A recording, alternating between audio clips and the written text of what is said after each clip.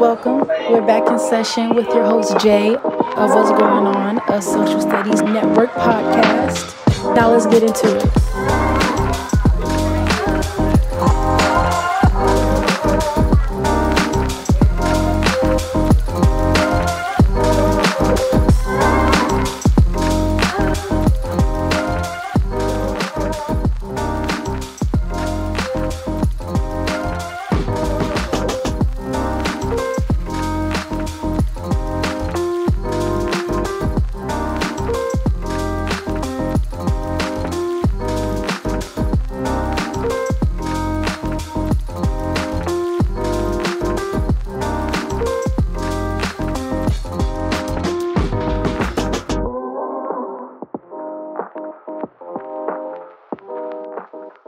Welcome back, everyone, to What's Going On, a Social Studies Network podcast with your host, Jay. And today we have our guest, Dr. Rachel McMillian.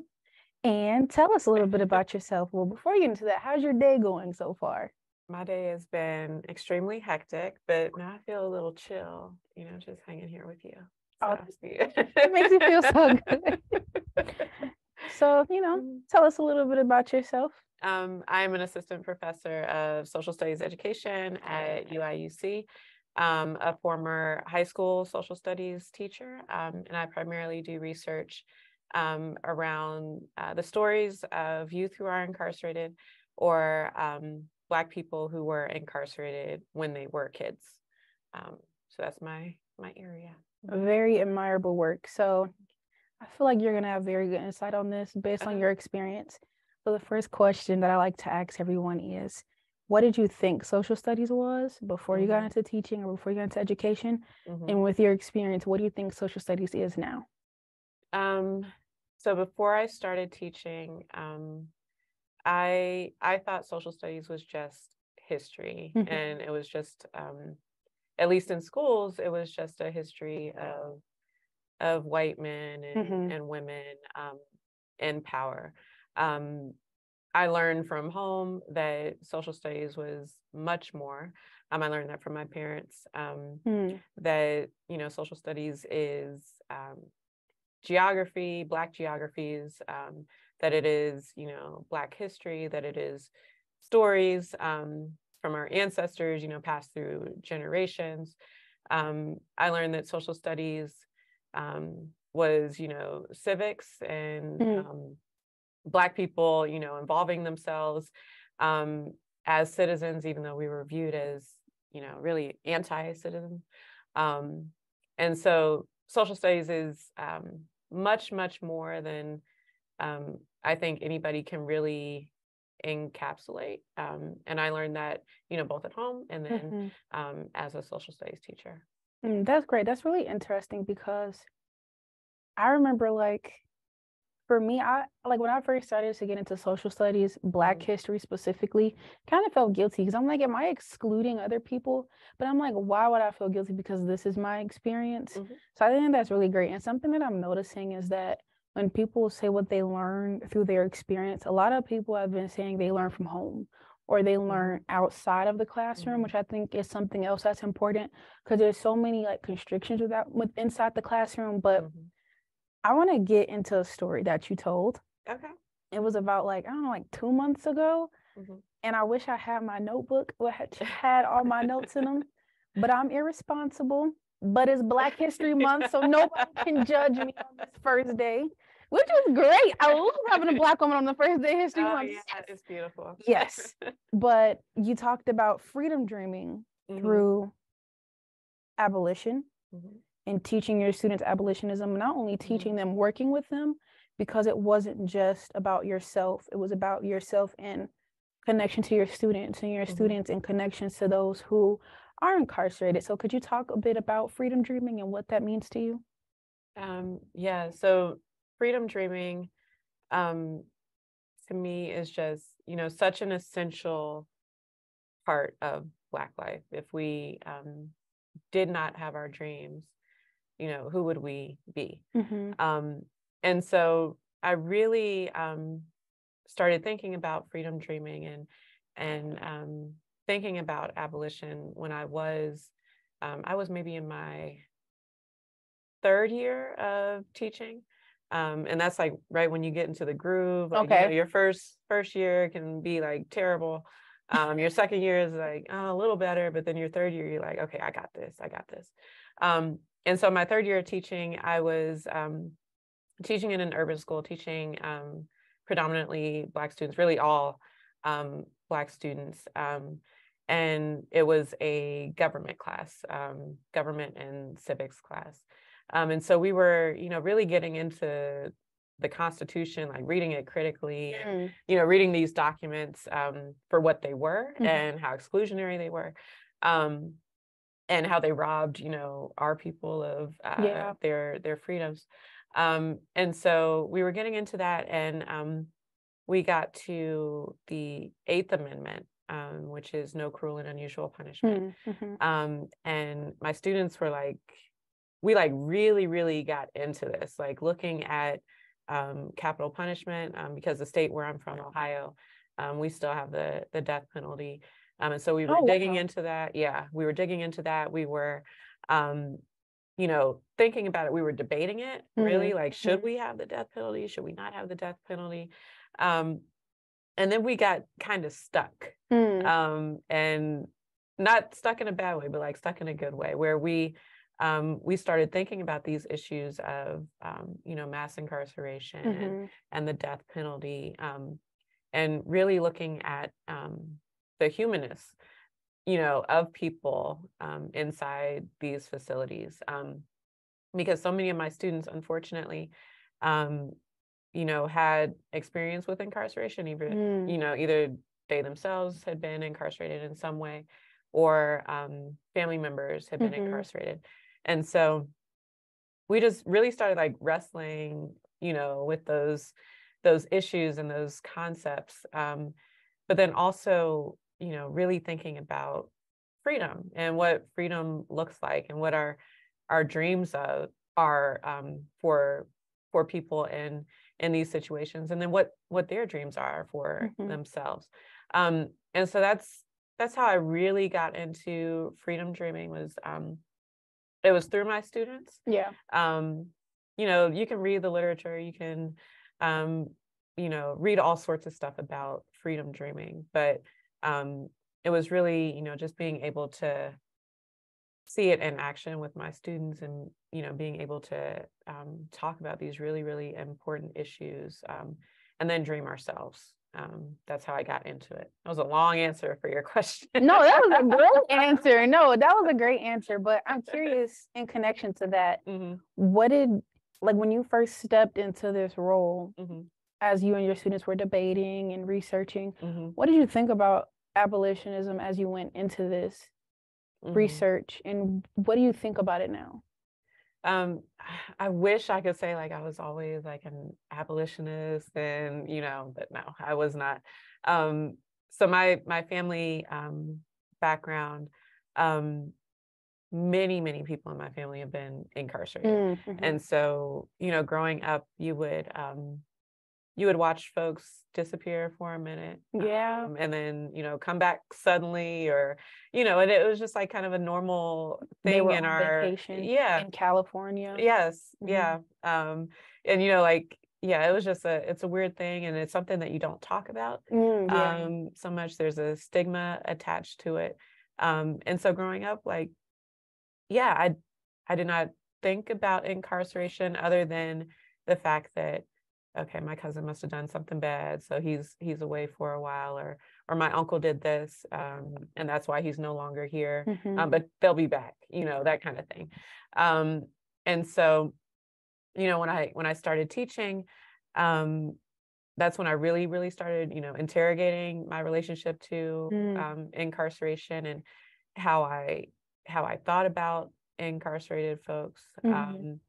And it was actually my students and I got involved with the Innocence Project. And, you know, there are a whole lot of discussions around the Innocence Project and the question of innocence. But by involving myself with the Innocence Project, that's when I started thinking like, oh, people don't have to do anything to, be in these situations. Yeah. Like we could literally just be walking down the street and we could be arrested because somebody says I look like this person, and then I'm spending 20, 30 years of my life behind bars. And so that's what really sparked me to start thinking about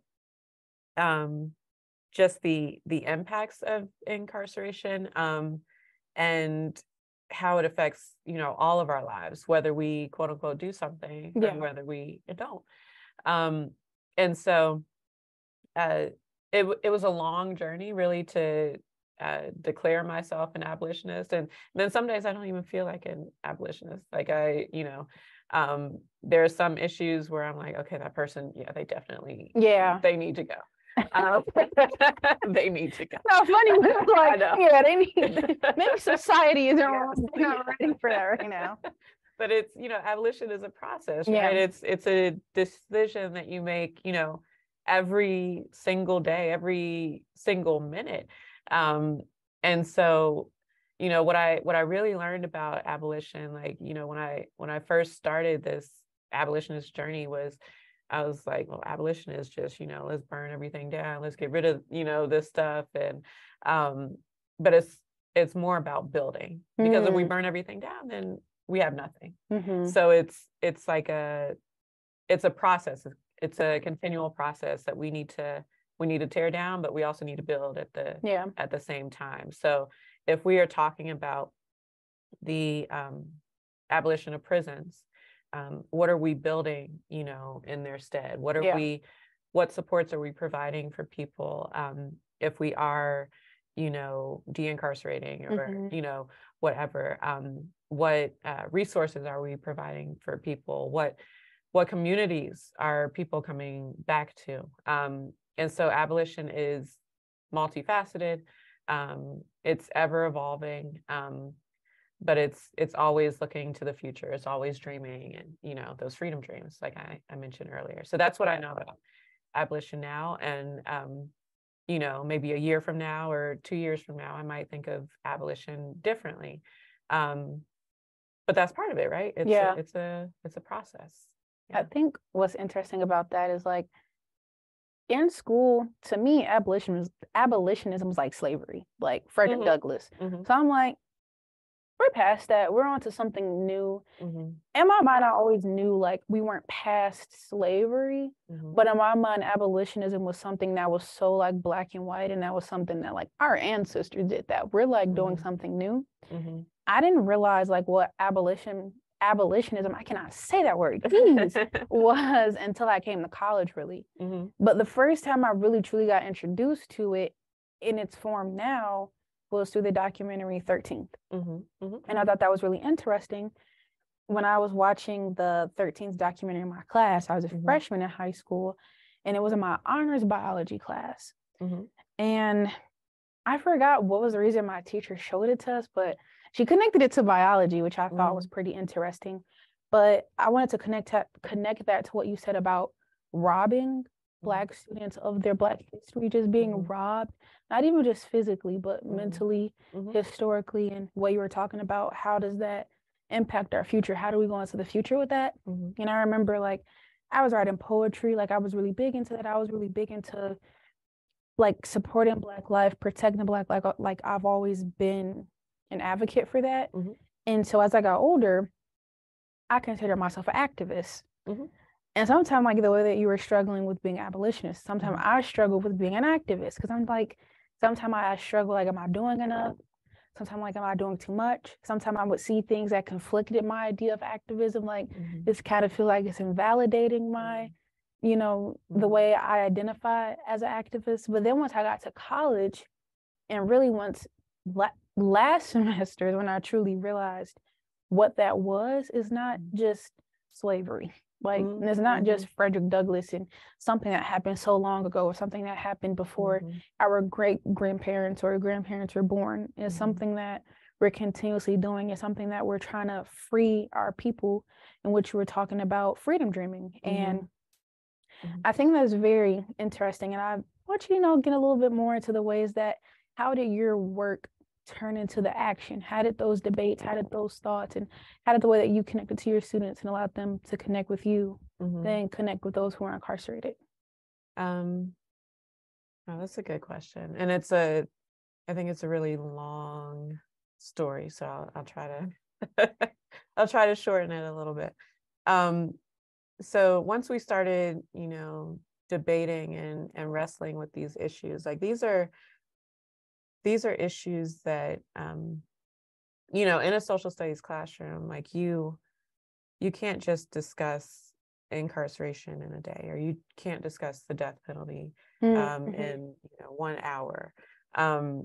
So we were wrestling with this stuff for like months, talking through this stuff, reading text, watching videos, and then I started bringing in guest speakers, attorneys, and mainly attorneys. And then I created this this project for my students around the Constitution. I think the general question was like, does the Constitution protect us, or something like that. And so my students had to choose an issue, and I had this group of boys who were like, they're city boys, like they didn't want to do nothing in my class except hang out by my desk and eat chips. Like that is what they did all day, every day. And so they were like struggling with this project, like struggling in a way like they just did not want to do it, which I get, knowing their personalities. But then we decided that they would work with the Innocence Project, and they decided, they created like a basketball tournament, a 3-on-3 basketball tournament, where they would raise money to help those who were wrongfully convicted. Oh, wow. And so they organized this basketball tournament. Really, I was behind the scenes organizing everything, but they were the stars. They were all on the basketball team. And the news came to film them. They had like 10 teams, adults and kids playing basketball. That's nice. And so we were surprised, like at this basketball tournament, where 2 exonerated men showed up. Like they just came, they heard about it, they came.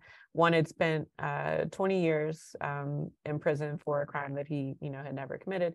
And another one had spent 18 years in prison. And so they became 2 of my, like, actually they're still to this day some of my best friends, those 2 men that came. And so after that, we just, we continued that relationship. And like the following year, I had students, because art is a major thing that is healing within prisons. And so many of the incarcerated folks that we work with use art to storytell, to heal from the trauma. And so my students created art with formerly incarcerated people. And those formerly incarcerated people brought the art that they created while they were in prison. And we hosted an art exhibit. Art gallery gave us a space. The kids raised like $2,000, I think, that night. And they created this art around the question, what does freedom look like? And so that is how we turn like these questions and the issues that we were wrestling with. We decided to, okay, let's take action now, whether it is, creating art, or whether it's something, as seemingly small as doing a basketball tournament. It is taking action to, take a stand against these issues. And so that's how we ended up, doing something, because we had to do something. Once you learn about this stuff, it's very hard to unlearn. And so it's like something inside you, like, okay, now I gotta do something. I gotta do something. And that's what I saw with my kids. They were like, okay, what can we do? What can we do?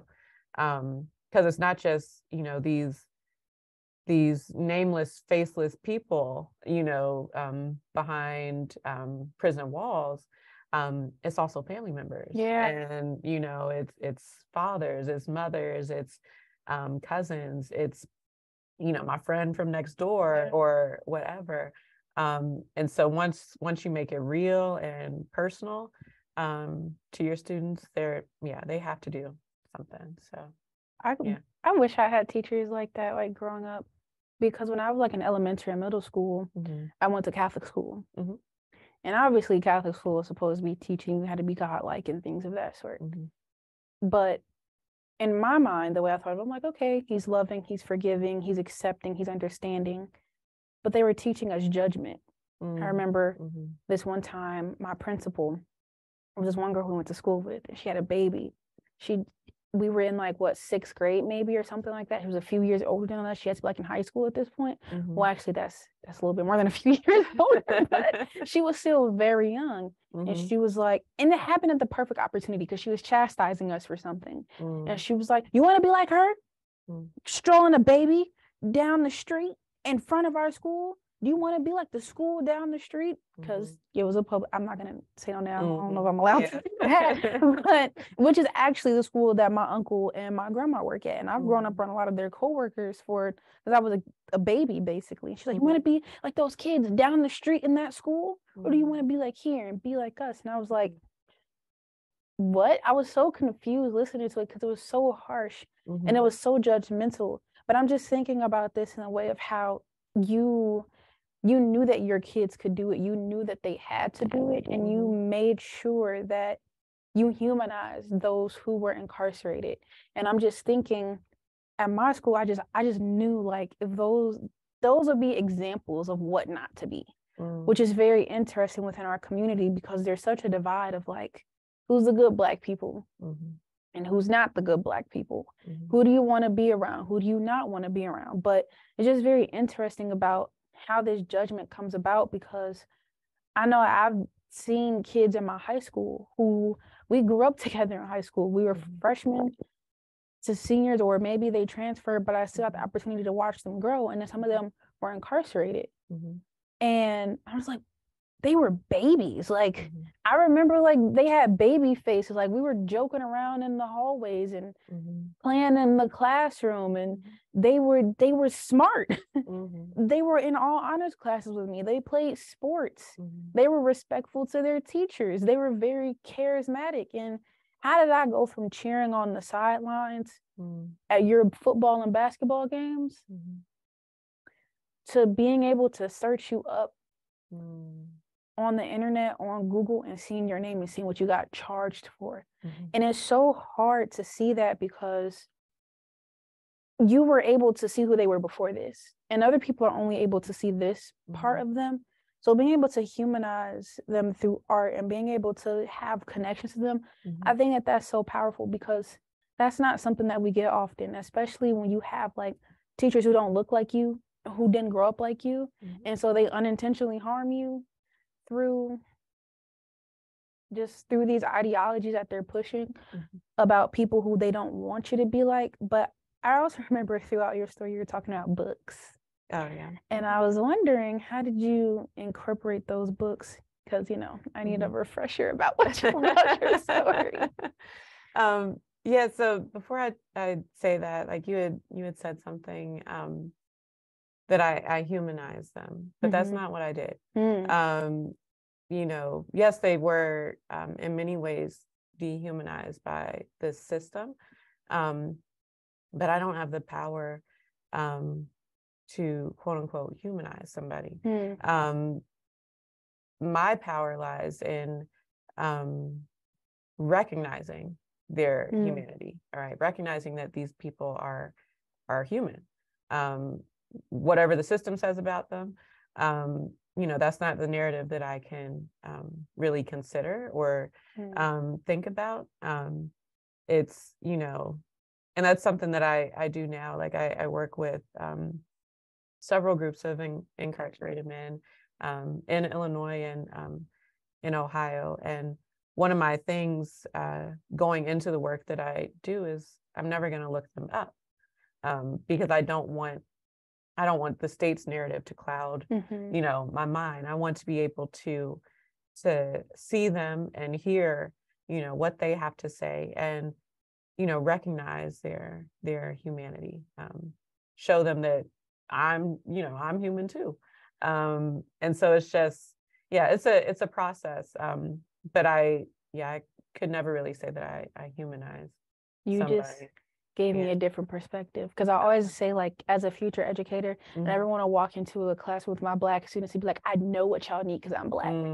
So this is like helping me be able to like put myself in that space before I get in that space. Exactly. Yeah, I can't, and I tell you this all the time, I can't wait to see you teach. Like, it's gonna be beautiful. Just based on what I know already, it's gonna be a beautiful thing. Thank you. But yeah, going back to the books. So one thing that I did relatively recently after the murder of George Floyd was I was doing research. I had been working with 3 Black men who had been incarcerated when they were 16 years old, 16, 17 years old. And they had spent 20 years wrongfully incarcerated. And all 3 of these men had spent time at Lucasville Prison in Ohio, which is a notoriously violent prison. And they had some of the worst, they call them prison riots or a prison uprising in the history of the country. Oh, wow. It was like an 11-day long prison uprising. And from that prison uprising, they convicted 47 men who were already incarcerated, and 5 of those men they sentenced to death by execution. Oh. And so I was doing research and trying to learn about, you know, what had happened at Lucasville and how it affected the people that I work with, how it affected their lives. And in my research, I kept coming across this name, Keith Lamar. And so I look him up. He has a website, and you know, I just start reading his story on his website. And then I read an article that he wrote for Mother Jones, and it was at the start of the pandemic. And Keith Lamar has been in solitary confinement. He's a 23-1, I believe. It's either 23-1 or 22-2. So he's in his cell 22 hours out of the day. And then, you know, only gets time out to for rec or to shower or whatever. But he's been in solitary confinement now for 30 years, a very long time. And he's sentenced to be executed in November of this year. And so I ran into this name and read his article, and he said something in his article about, it was really an article on, okay, this is how you survive, you know, alone, because everybody was in isolation during the pandemic. And he was like, okay, this is what I've been doing for the last almost 30 years.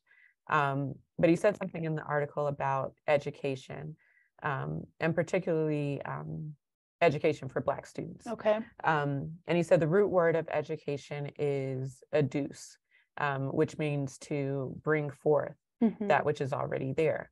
And so often when we think about Black students, kind of like how you were saying earlier, or students in general, it's kind of like a banking thing. Like as teachers, like, this is what I have to instill in you.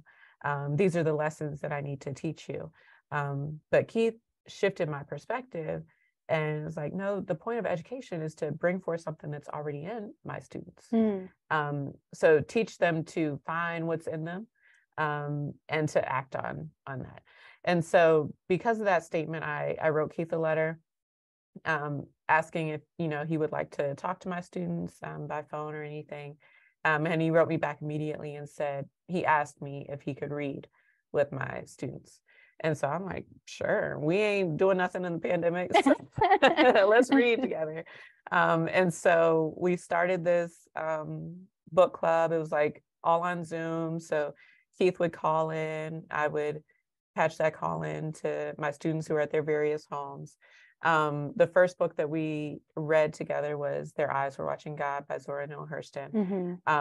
And beautiful, beautiful like exchanges through that text. And we talked about, Black life. We talked about Black language. We talked about our current situations in reference to the past. But that was how we started. And that was, Their Eyes Were Watching God was considered a banned book. Okay. But because we were on Zoom and we were, everything was kind of fugitive. So no one was like nobody was looking. And so we read that book, and then we read Between the World and Me. We read, Keith has written his own story, so we read Keith's story. Trying to think what else we read. We read several books together, but that was how that started. And I've always been interested in, incorporating novels and Black literature into social studies. But that moment, in the midst of the pandemic, because we were all virtual, and my connection to Keith, it came together perfectly, where we were able to talk about, these issues in social studies through Black literature. So. I think what's interesting about that is something that I'm like more so like a newer concept to me, is like a few years newer to me, is like how they correlate literacy to prison beds. Like how many, like they're calculating how many students can't read. So then like however many students like can't read, and like this is how many prison beds we need, which I think is like very interesting with what you're doing with your students, especially like in my classes. I've been talking about reading, literacy narrative, and how we teach our students to read, how we read with our students. And I'm typically the only Black person in my class, or one of two, maybe three if I'm lucky. And if it gets past that, it's because it's like 100 people in the class. But I was talking about how we like to push these traditional white stories forth. I'm like, our students can't relate to this. I didn't like reading a lot of stories. Like, why am I reading Macbeth? I'm sorry. Like that book, the only reason I got to that book is because we watched the movie too. Like, and we would just, me and my classmates would crack jokes in the class about the book because the characters looked weird. Or just like, the only way I got through this Scarlet Letter was because I listened to the audiobook I read, and it was so freaking boring, and I love reading books. But there were other books. There were Black books that my classmates were reading. And me, I just like reading, so I would just like read anything. But and I would be compared to my other classmates. And I'm like, they read the same amount of books as me. They just read like the Blueford series. But I'm like, it's still a book. They're still reading. This is a published thing. This is a dedicated author. The same way, like the person who wrote Harry Potter is no different. So I'm just like, I feel like that goes like to the freedom dreaming thing too. Because we were talking about how reading for our Black babies who grew up into Black children, to Black teenagers and Black adults is freeing for them, because they can speak. They can be in conversations with other people. They can be within culture with other people, but it's just, we can't imprison them in their mind. We can't imprison them in the classroom and say, you have to read this, we're going to take this away from you, and then see what you do with it. But I also think that is a beautiful story about him being able to read to the students, because like I said, I've never had those experiences. And I feel like that would have done me justice as a student. But I also went to a noble school, and that system itself is like, was racist. I mean, it was built for the imprisonment of Black and brown students under the umbrella of, we're trying to teach you how to be professional. I'm like, be professional for who? If you put this school next to a prison, it's probably gonna look the same way if it goes side by side, which is really interesting that I'm thinking about it, because the person who created the noble schools was in trouble. They have took him away. It is now a Black woman who was the head of noble schools, which is great. But the downfall of this, they took all the rules away. and that's not the downfall. The downfall is a lot of the schools have become chaotic because of this. They have become the stereotypical unruly schools that you see in inner cities. And I'm like, I thought it was very interesting because I'm like, so y'all took away all the prison-like rules, and now y'all can't teach these kids. Now, for some reason, they're unruly. And I'm like, how does that work? And I'm like, I feel like this is what abolitionism looks like. This is what your book reading club looks like, is being able to take our students, say, I see you, I hear you, and I'm going to show that. And I'm going to make sure that what I see and hear in you, you can see and hear in other people. And I guess I'm learning like so much more about abolitionism. Gosh, someday I'm going to be able to say that word. I've been up since like 5:30 in the morning. Look, I'm telling you, but yeah, I feel like I'm learning so many new things because I feel like I just like truly got introduced to what this was, not the controversy that could get me fired as a teacher, not something that I have to debate against because I'm trying to indoctrinate my students into some agenda. Yeah. I'm sorry, I literally blanked. I had a question and then I stopped talking. But so now, because you teach at a higher level, do you think that your work has stayed the same, or do you think that it has elevated? Like, do you think that you had to change it up? It is changed drastically.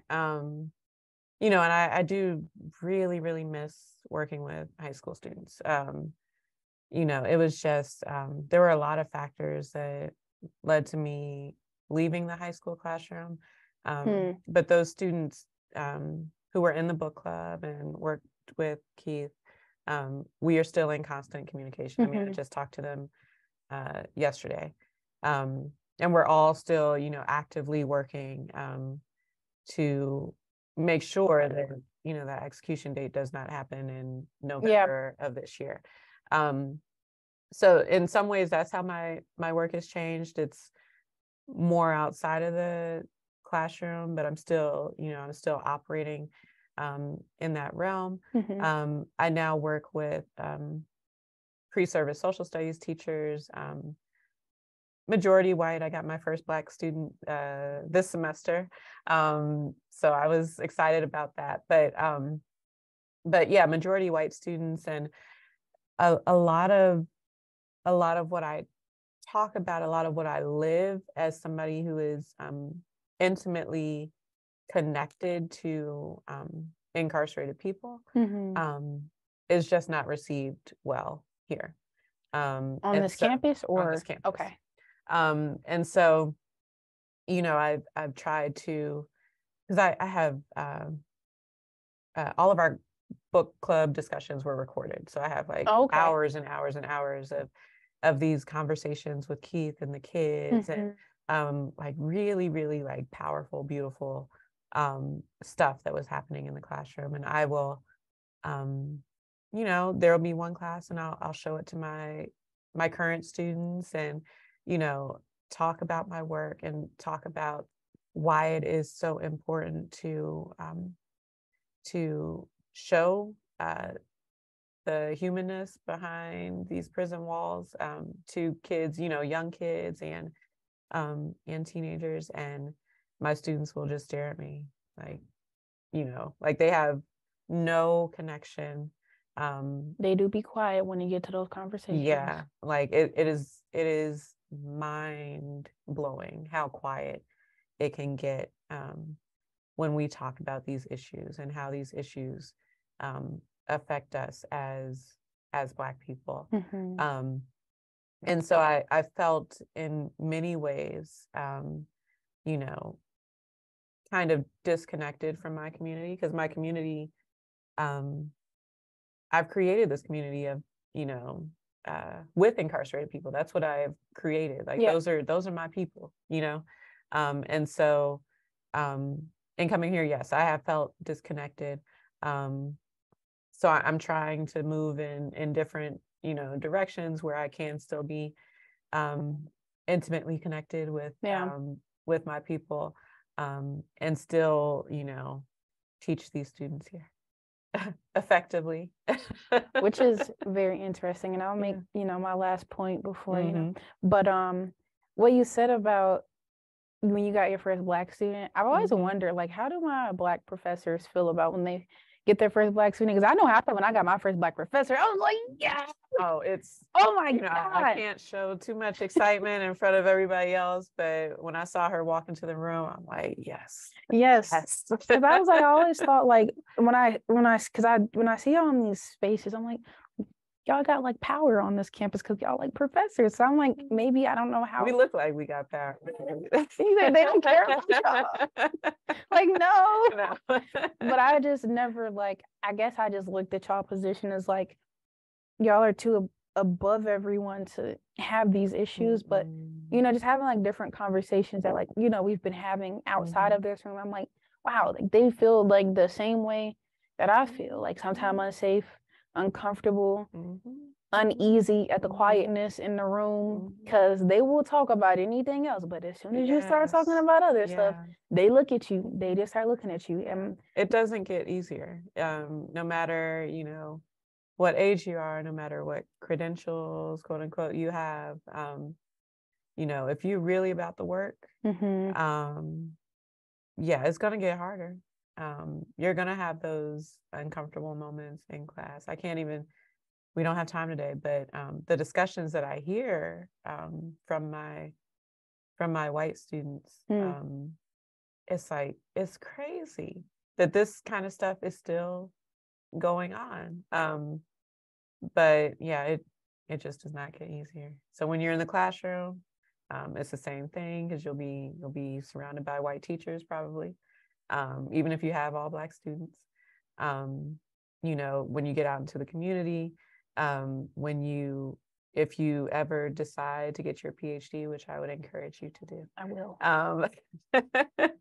You'll still be the only Black student in your classes. You might be the only Black professor at whatever college you decide to teach in, but stay true to the work, and you'll do just fine.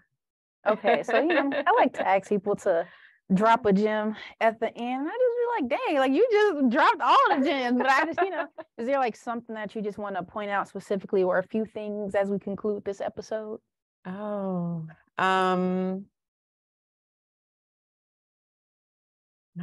Like I really just want to thank you for being a wonderful host. Thank you for being critical, for keeping your eyes open, for being mindful. Thank you for being loving, for loving our Black babies, our Black kids, our Black teenagers. And thank you for your hope and for your dreams. Just thank you for sharing this moment with me. I appreciate it. I would love to end this episode because she talked about me so well right there. But I'm going to end it with something that you said that stood out to me, is that when people are humanized, it is not necessarily something that we could take credit for. That humanity was already within them. We just helped to show people that it was there. And we cannot automatically assume that we did that work because we put in that work and because we can identify or relate to that person that we put the work in for. And with that, this was like such, oh my God, to start a Black History Month like this, I woke up tired today. I missed like 3 buses, and then I came here and I'm like, my computer is broke. Just to have this conversation, I just know that the rest of my semester, well, I'm not going to predict that. The rest of my day is going to go really great. Thank you all for tuning in to What's Going On, a Social Studies Network podcast. Bye. Peace. Peace.